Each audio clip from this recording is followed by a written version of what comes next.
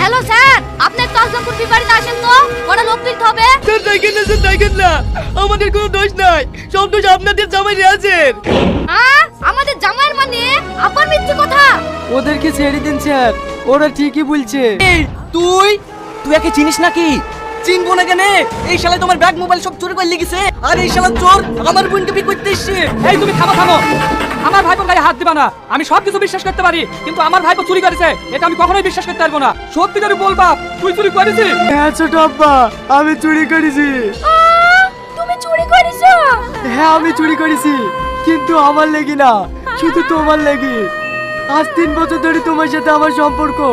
তোমাকে আমি বারবার করে বলেছি যে আমি সেই ফ্যামিলির ছেলে না যে তোমার সমস্ত শখ আহ্লাদ পূরণ করতে পারবো, কিন্তু তুমি আমার একটা কথাও শোনোনি।